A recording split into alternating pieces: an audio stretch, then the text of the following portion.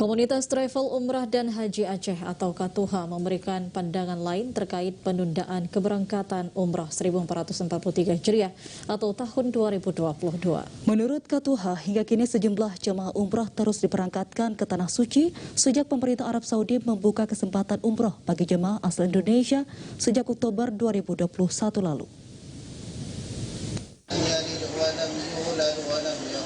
Komunitas Travel Umrah dan Haji Aceh atau Katuha merespon terkait simpang siurnya informasi terkait pelaksanaan keberangkatan jamaah umrah. Hingga kini sejumlah jamaah umrah baik asal Aceh telah dan terus diberangkatkan sejak pemerintah Arab Saudi membuka kesempatan bagi jamaah asal Indonesia melaksanakan umrah pada Oktober 2021 lalu. Ketua Katuha Aceh Mahfudz Ahmad Makam menjelaskan bahwa penundaan hanya terkait rencana pemerintah dalam mengevaluasi skema One Gate Policy atau pemberangkatan satu pintu, yaitu melalui Bandara Internasional Soekarno-Hatta. Kebijakan ini sedianya akan dievaluasi pada 15 Januari yang lalu dengan mengembalikan keberangkatan jemaah ke masing-masing daerah.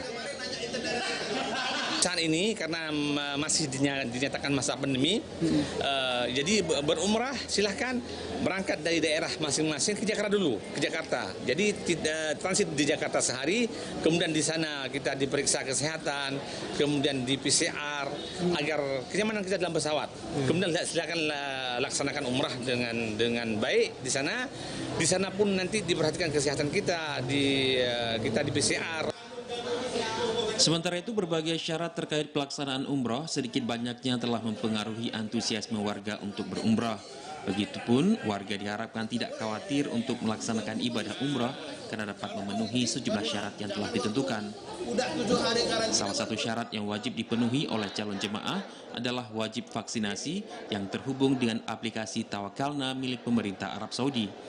Aplikasi ini digunakan untuk akses masuk ke dalam masjid. Persyaratan lainnya adalah kewajiban untuk karantina.